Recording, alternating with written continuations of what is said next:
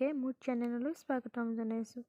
আজি মই এক খুব সহজ পদ্ধতিৰে বনাব পৰাকৈ আমঠুৰ ৰেচিপি লৈ আহিছোঁ। তেনেহ'লে আহক দেৰি নকৰি ৰেচিপিটো আৰম্ভ কৰোঁ। কেৰাহীখন ভালদৰে গৰম হোৱাৰ পাছত ইয়াত মই অলপমান তেল দিছোঁ। ইয়াৰ পাছতে মই ইয়াত দিছোঁ কেইটামান জিৰা গুটি, এখিলা তেজপাত, লগতে দিছোঁ মই কাটি থোৱা পিঁয়াজ অলপমান।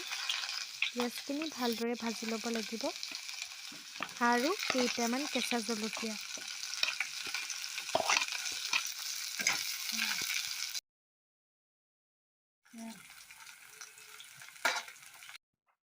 পিঁয়াজখিনি ভালদৰে ৰঙাকৈ ভজাৰ পিছতে ইয়াত মই আমঠুখিনি দি দিম আৰু আমঠুখিনি মই অলপ সময়ৰ কাৰণে ভাজি থাকিম।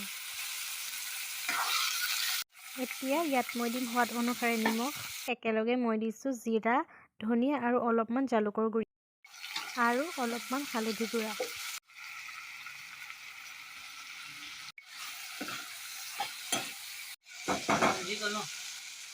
আটাইখিনি ভালদৰে লৰোৱাৰ পাছত খন্তেক সময়ৰ কাৰণে ঢাকি ৰাখিব আৰু মাজে মাজে লৰাই থাকিব। তাৰপিছতে মই কাটি থোৱা এটা সৰু আলু ইয়াত দি দিম আৰু ভালদৰে ভাজি থাকিম।